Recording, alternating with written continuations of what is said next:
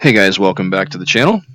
Alrighty, I am sitting here on the Normandy map, and I've created a simple free flight mission for the Gazelle, and I wanted to take a look at the Normandy map from the helicopter level. And I'm enjoying flying the Gazelle, so I figured what better opportunity than now. So let's take a look. I don't know where all the most interesting areas are in the Normandy map, so I kind of just picked the one at the top by the coastline here to see what we end up with. Now, one thing I did do, and it didn't, surprisingly, let me turn on my counter. Surprisingly, it didn't change my frame rate, was I cranked the trees back up to 100% down from 30. Because at 30%, these skinny trees right here just look like a skinny-ass leaf up in the air until you get too close to it. So it wasn't drawing the trees properly. However, now that I'm in here and I have my trees at 100%, look at my frame rate. It's still pretty damn good. And the trees look rather nice. So I know that this video in general isn't like the most informational thing. I got a comment today I wanted to talk about that I thought was interesting. I took it as a compliment, to be honest. It kind of pissed me off a little bit, and then I started to think about it.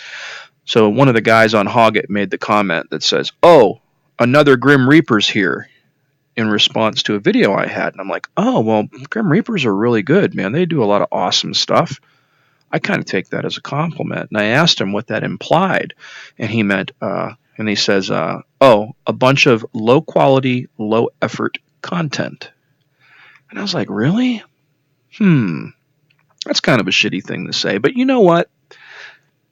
I've been playing flight sims for 3 decades, and I've been on the internet for 3 decades. I was one of the original people back in the day that would get into it with people on the altcomp ibm.sys.flightsim usenet group. And, man, I've been doing this longer than most of these guys, so I should be used to it by now.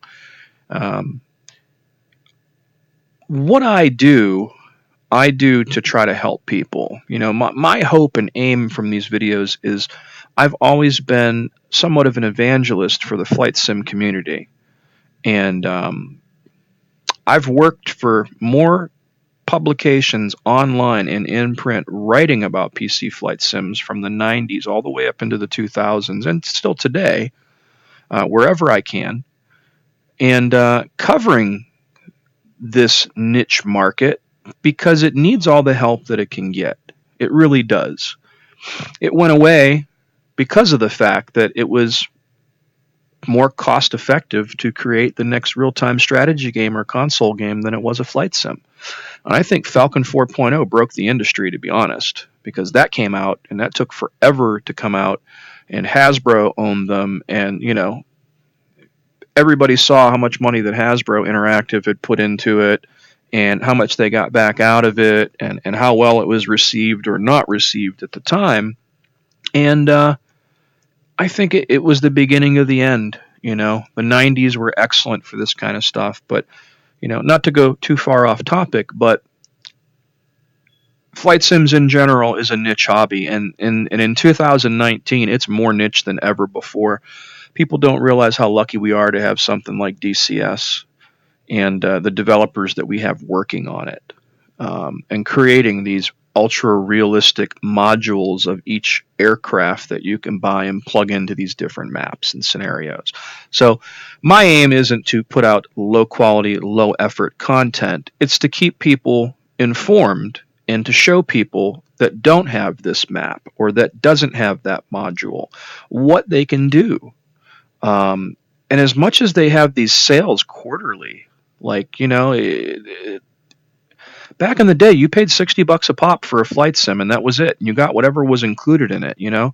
With what we have in DCS, we are so fortunate because we are part of the entire development process by being able to give these people feedback and input, and it does drive what direction these sims are developed. It drives what they're going to put in there. It drives what the end product ends up being.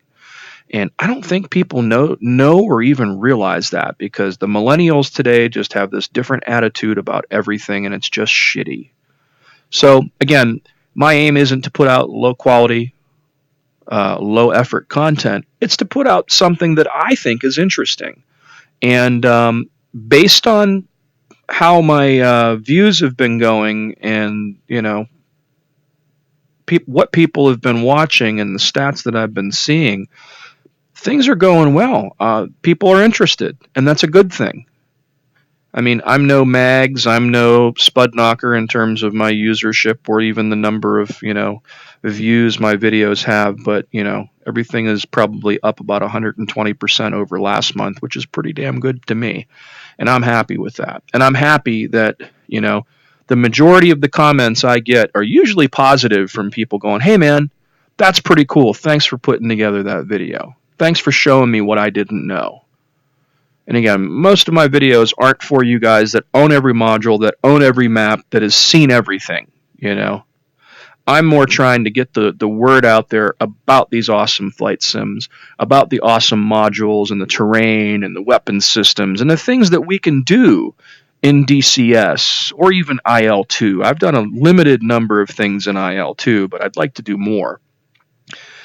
Now, here's a cool village in the Normandy map, and it looks rather nice.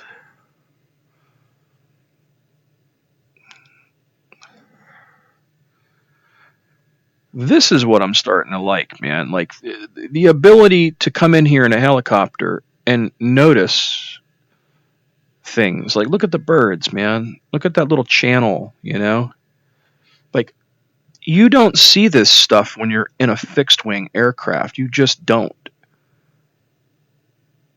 And it's just the level of detail that they put into these at a lower level, and only things you can see in a helicopter, Super cool stuff. And again, this is probably my least favorite map, but I'm starting to enjoy it, man. At least at a helicopter level. I need to figure out what areas have the really nicest looking cities, and I want to fly over those and detail them. But look at the trees in this. The trees actually look pretty cool. And this is all stuff that I never noticed in fixed wing. I actually turned my trees back up to 100% instead of 30, because what was happening is some of these were just like breathing and coming in and out, you know what I mean? And now they look great. And it definitely makes a difference, At altitude, this just looks like a giant patchwork, but down low like this, it looks freaking cool. And I'm really digging that. So this is just a small peek at what Normandy looks like at low altitude in a helicopter. And this is just the coastline.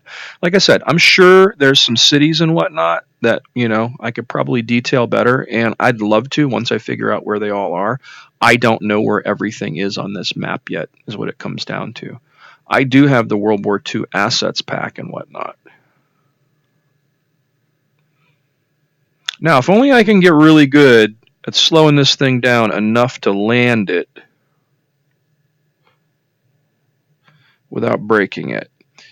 I tend to land it a lot, but I come down a little hard, and I couldn't land it on a dime. You can't tell me, hey, land it right there. I might come close to it. I can just kind of get a general area. Then it starts to float away from me a little bit. Here we go. This looks like it's going to be pretty light. Boop. There we go. Any landing you can walk away from, right? So anyway, this is the Normandy map. This was my free flight mission that I basically just threw together just to show you guys what Normandy looked like down low. And I think it's a pretty cool map for helicopters. I think it's going to be a cool map to create some missions for the Gazelle, for the Huey, for the KA-50. It's definitely going to be a good time. And I just wanted to show you guys that. So again, as always, thanks for watching. Please subscribe to the channel, hit that like button, and until next time.